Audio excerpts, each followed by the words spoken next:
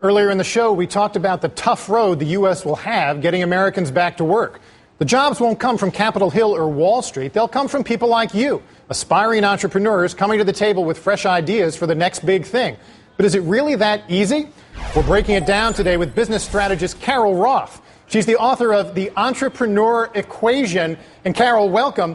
You're also the only business strategist I know who has a fabulous look-alike fashion doll that we have a picture of, right? Can we put this up on the screen? Every business strategist needs a look-alike doll. I love that. I just thought I'd throw that in there. Thank you, Matt. Yeah, actually, if you're male, it's an action figure, and if you're female, it's a fashion doll. And I believe I am the only business strategist with one of all.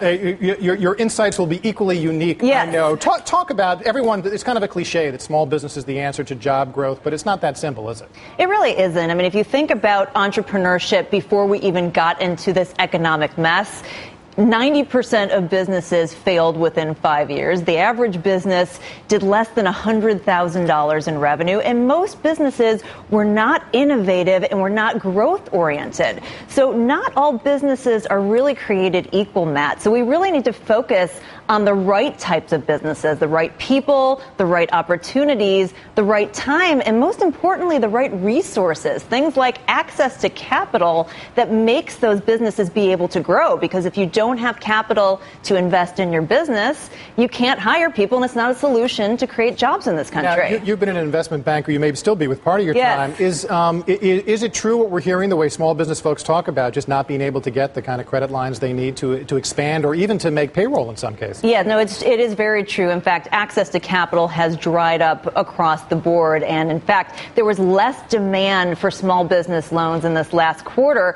but it wasn't actually demand from the business owners. It was actually that they were afraid of being rejected. So they just have given up altogether. So they're not able to get it from the banks. They're not able to get it from their own sources of credit. And even sort of the friends, families, and fools, or I like to call them the DDLs, the doctors, dentists, and lawyers, people that entrepreneurs know who might be able to throw some cash, well, they're tightening up their purse strings as well. So it's really a big cash crunch out there. And if they don't have that access to capital, they can't invest it in the business. They're worried about making their mortgage payment. Now, just to give you an idea of how tough things are, we actually got a letter from one of our viewers who wrote a letter to Dylan. This is when he did a kind of mad as hell rant about what's going on in the economy and in our broken political system right now. We can put up the quote. Last year, this was a restaurateur. 20 restaurants closed in this little town. This is down south. Only by hook and crook did I survive.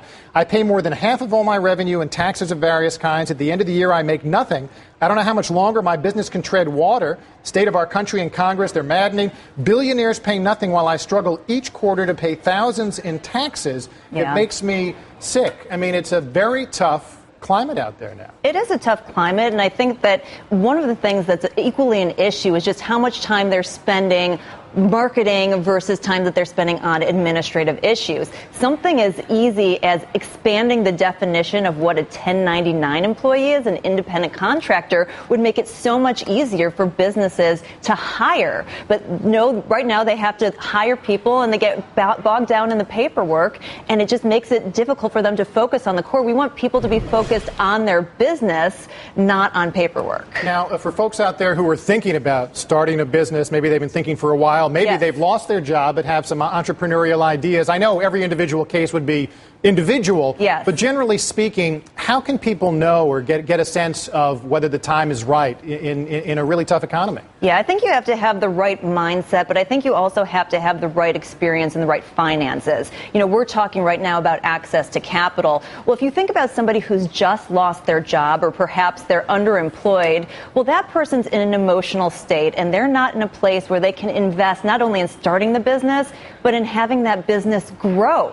And if you're in a position where you have to decide, okay, I've made $1 of profit. Do I pay my mortgage with that, or do I invest to create job growth? Guess what they're going to do, Matt? They're going to pay their mortgage. So I think you really need to be in the right mindset and have those finances in order to be able to sustain starting the business, growing it and living on it. And that's the conundrum that we're in terms of job creation, because if they don't have the money to invest in the businesses, they won't grow and we can't create jobs. Now, obviously, and everything you say is entirely right, and yet, obviously, the dream is when it happens, like look at what the Groupon story. Yes. They've come out of nowhere to become this major business in a very short period of time. Not going to happen to everybody, but what do you make of their success? Well, I'm from Chicago, so Groupon is our darling, and they have done a phenomenal job in a very short period of time of growing the business and creating a lot of jobs. The differentiator?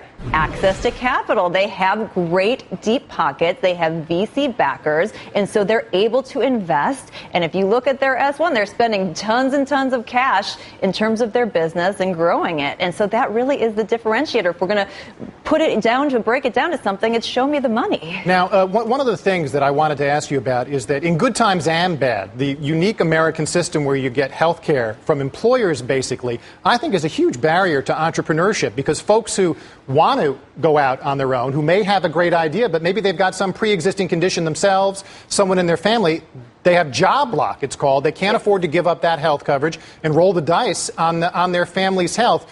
Wouldn't, expanded access to health coverage, which Obama has tried to work on but could take years at this rate to be implemented over huge opposition, make a difference economically to the growth of entrepreneurship in the U.S.? That's a leading question. Yeah, well, I think a lot of the small business owners actually do believe that. And we've heard in weeks past, places like Walgreens are going to start offering health care. So I think that there are some signs of light that maybe it will get a little bit easier. But certainly things like health care and paperwork and all the administrative issues that the business owners have to face in running the business that don't directly create revenue but distract them, and also in some cases like healthcare create extra costs, are definite issues and make it harder to be a small business owner in this country. And we've got 28 million of them, so we have to support them. Just 15 seconds before we go, last word to aspiring entrepreneurs out there. Even in this economy, is the glass half full, glass half empty?